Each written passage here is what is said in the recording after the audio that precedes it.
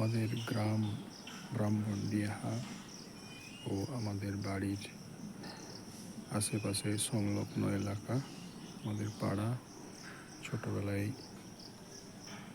এখানেই আমার 7 বছর অতিক্রান্ত হয়েছিল, যেখানে আমাদের সবার প্রিয়, আমাদের ঘরের সকলের অতি নিকটের অতি প্রিয়, ভালোবাসার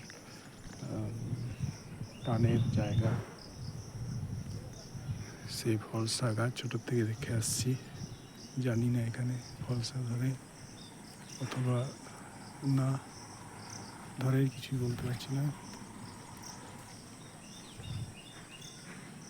এখনকার আমরা দেখেছি গ্রামের এলাকাতে এইভাবে ইলেকট্রিক তারগুলি কভার করা থাকে, এইসব হুকিং, এই সকল সমস্যা ইস্যুর কারণে বা এই সুরক্ষার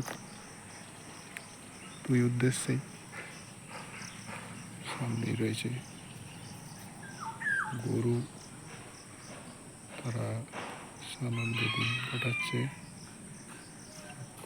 খুবই অলসতার সাথে বসে এনজয় করছে অথবা প্রকৃতির সৌন্দর্য দেখছে, একে অপরের সাথে সাহচর্যে দিন কাটাচ্ছে। সামনেই রয়েছে পুকুর, পুকুরের মধ্যে চাষ হয় মাছ, সেই মাছ খায় জনতা, পাবলিক। আমরা সবাই আনন্দে সেই মাছ ভক্ষণ করি। এই বাড়ির কাছে সেই অতি চেনা, অতি পরিচিত বাঁশঝাড়, ছোট বারাসি বাঁশঝাড়, এসব একটি দৃষ্টি টানে গাছটির দিকে। এছাড়াও রয়েছে আশেপাশের এই গাছগুলি। তো কিছু ভালো কথা বলতে চাই, কিছু ভালো লাগার কথা বলতে চাই, তো সেই উদ্দেশ্যে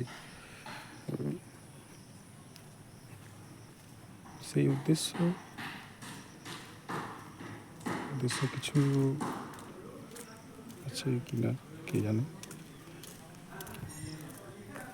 উদ্দেশ্য অবশ্যই আছে। তো কিছু জিনিস,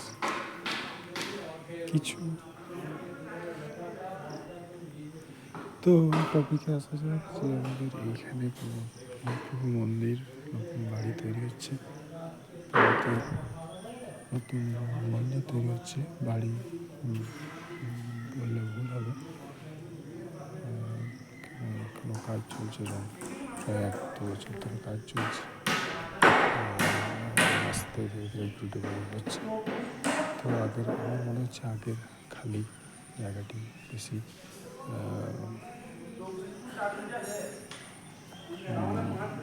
কী বলবো, বেশি ভালো লাগার ছিল, বেশি সঠিক শব্দ। যাই হোক, তো এটা হয়েছে, এটাতে বুঝতে কিছু সুবিধা আছে।